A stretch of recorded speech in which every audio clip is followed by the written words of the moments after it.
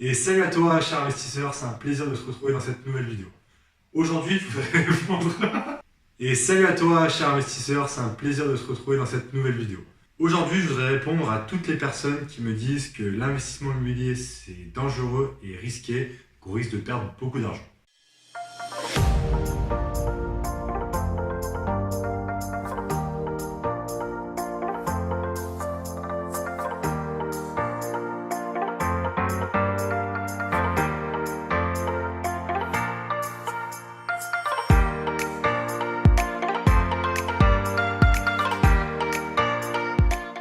Avant de commencer cette vidéo, je t'invite à t'abonner à ma chaîne YouTube. Tu trouveras un bouton s'abonner juste ci-dessous pour être sûr de ne manquer aucune de mes nouvelles vidéos.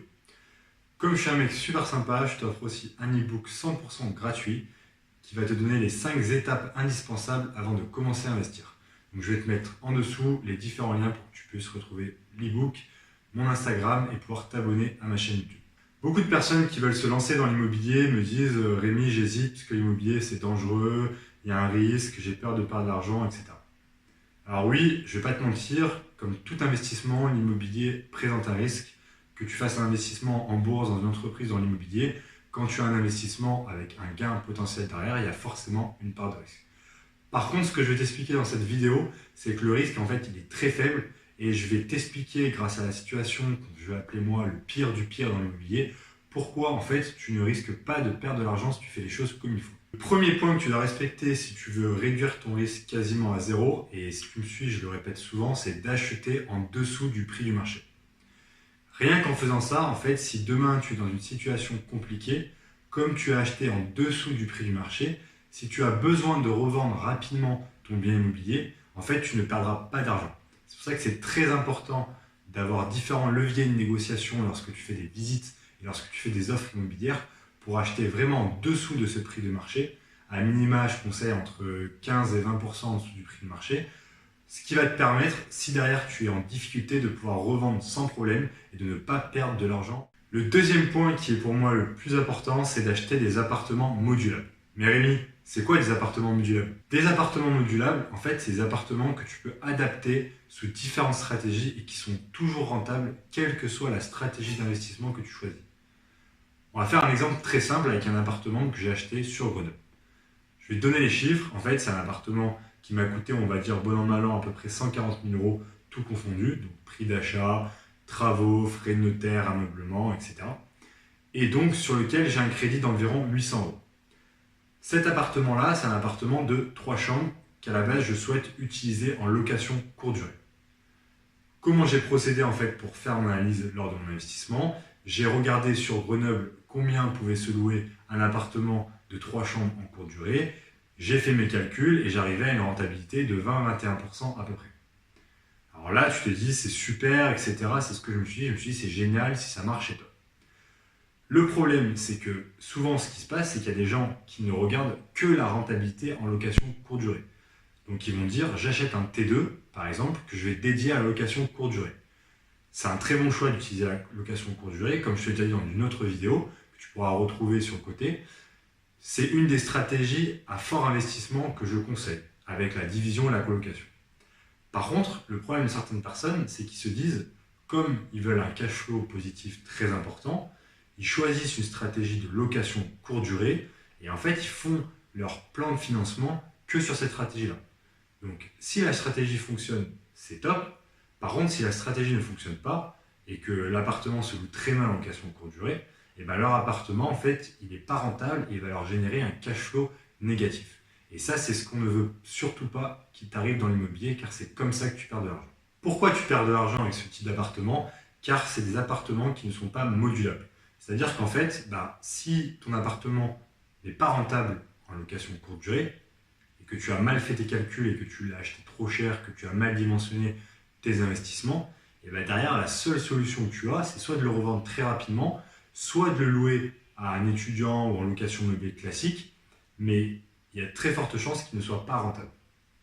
C'est pour ça que je te conseille vraiment, en fait, d'acheter des appartements modulables et je vais t'expliquer la stratégie que j'applique lorsque je fais un investissement. Donc, reprenons l'exemple que je viens de te donner. C'est un appartement, comme je te l'ai dit, de 3 chambres que j'ai destiné à la location courte durée. Comment en fait j'ai monté mon dossier d'investissement pour aller voir la banque?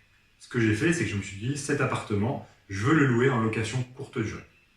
Je te passe le détail du fait que je l'ai meublé assez haut de gamme pour qu'il soit adapté à la location courte durée, mais j'ai fait tous mes calculs par rapport à un dimensionnement et une location en stratégie de location courte durée. Bien évidemment, ce que j'ai regardé, c'est que si la location courte durée ne fonctionne pas, il ne faut pas que je me retrouve avec un appartement que je vais avoir du mal à louer ou qui va me faire perdre de l'argent. Donc ce que je me suis dit, c'est quel est le pire scénario si mon appartement ne se loue pas en courte durée. L'avantage, c'est que comme j'ai un appartement de 3 chambres, je peux aussi le louer en colocation. Ce que j'ai fait, c'est que j'ai regardé sur Grenoble à combien on pouvait louer une chambre très bien meublée, haut de gamme, avec des prestations de services intéressantes comme Internet ou une femme de ménage. Et je me suis rendu compte qu'en fait, une chambre, on pouvait la louer 500 €. Donc j'ai 3 chambres, ça me fait 1500 €.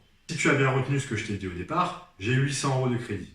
Donc si la location courte durée ne fonctionne pas, même si je loue mon appartement en colocation à 3 personnes différentes, je vais avoir une rentrée d'argent de 1500 €. Dès que j'ai enlevé à peu près toutes les charges, il me reste entre 500 et 600 € de cash flow positif tous les mois avant impôt. Donc même si la location courte durée ne fonctionne pas, j'ai une deuxième stratégie qui s'applique et qui me permet de gagner toujours de l'argent grâce à cet appartement. Alors là, je suis allé encore plus loin, c'est que je me suis dit, quel est le pire du pire de ce scénario si ma colocation ne fonctionne pas très bien? Si ma colocation ne fonctionne pas très bien, je suis parti du principe qu'au lieu de louer 3 chambres, eh ben, voilà, il n'y a pas une très bonne demande sur Grenoble, je vais avoir que 2 chambres qui sont louées. Donc au lieu d'avoir 1500 € de loyer par mois, je vais avoir que 1000 €. Encore une fois, quand je reprends mes calculs, cette fois-ci, je ne suis plus à 500 € de cash flow, mais plutôt à 100 € de cash flow max, on va dire par mois positif, bien évidemment toujours avant impôt. Mais comme tu le vois, mon appartement, il est toujours rentable. En tout cas, il est beaucoup moins rentable que sur une colocation 3 chambres complètes sur la location courte durée, mais je ne perds pas d'argent. Là, je suis allé encore vraiment plus loin. C'est que je me suis dit, ok, partons du principe que tu es complètement à côté de la plaque et que la colocation et la location courte durée ne marchent pas avec ce type d'appartement. Qu'est-ce que tu vas faire? C'est un appartement de 3 chambres, et ben tu vas le louer à une famille classique qui a 2 enfants ou qui souhaite utiliser la dernière chambre pour faire un bureau ou recevoir des amis. J'ai regardé en fait sur Le Bon Coin à combien ce type d'appartement avec les prestations que je propose pouvait se louer. Là, ça oscille entre 850 et 900 € par mois. On reprend les calculs. Je t'avais dit qu'à peu près j'avais 800 € de crédit, j'avais à peu près 100 € de charge, donc ça me fait à peu près 900 € de charge par mois. Ben là, tu vois bien qu'en fait, même si je le loue qu'à une famille, là, cette fois-ci, je n'ai plus de cash flow positif, je suis en autofinancement quasiment à zéro, mais je ne perds pas d'argent. C'est-à-dire que mon appartement ne me coûte rien, il continue à s'autofinancer. Et là, je suis allé encore vraiment plus loin. C'est-à-dire que je me suis dit, ok, la location courte durée n'a pas marché, la colocation n'a pas marché, la location à une famille, pour telle ou telle raison, n'a pas marché parce que voilà, je me suis complètement à côté de la plaque, il n'y a aucune demande, etc. Même si je sais qu'en fait, ça n'arrivera pas du tout, et ben je me suis dit, si je revends le bien, comme j'ai appliqué la première stratégie, c'est-à-dire que j'ai acheté en dessous du prix du marché, et ben je ne perdrai pas d'argent sur mon appartement. Peut-être qu'avec l'imposition sur la plus-value, etc., je ne gagnerai pas d'argent, mais en tout cas, je n'aurai pas du tout perdu d'argent. Je voulais vraiment te faire prendre conscience que si tu appliques certaines stratégies dans l'immobilier, notamment le fait, d'acheter toujours en dessous du prix du marché. Donc ça, c'est en essayant au maximum de négocier ton appartement. Et la deuxième stratégie, c'est d'essayer de trouver des appartements qui sont modulables. C'est-à-dire que tu vas pouvoir exploiter sur différentes stratégies qui vont te permettre de conserver, si une stratégie ne fonctionne pas ou ne fonctionne pas aussi bien que ce que tu attendais, de pouvoir conserver de la rentabilité et du cash flow positif.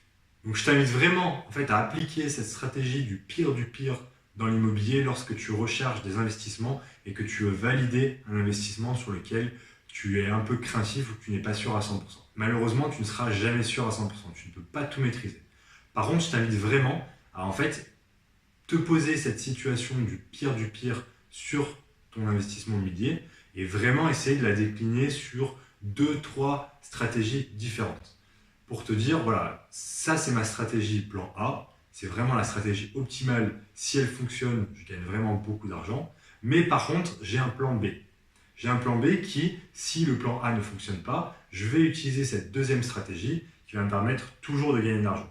Et après, en fait, si tu as vraiment appliqué la règle d'acheter en dessous du prix du marché, tu pourras toujours, on va dire, revendre rapidement ton bien si tu as fait des beaux travaux, que tu l'as bien ameublé, etc. Derrière, tu pourras rapidement revendre ton bien et ne pas perdre d'argent. Voilà, futur investisseur, j'espère que cette vidéo t'a plu et qu'elle t'a motivé à passer à l'action et à investir dans l'immobilier. Si vraiment tu as apprécié cette vidéo, je t'invite à mettre un petit pouce bleu en bas, ça me motivera à continuer à te faire des vidéos de ce type.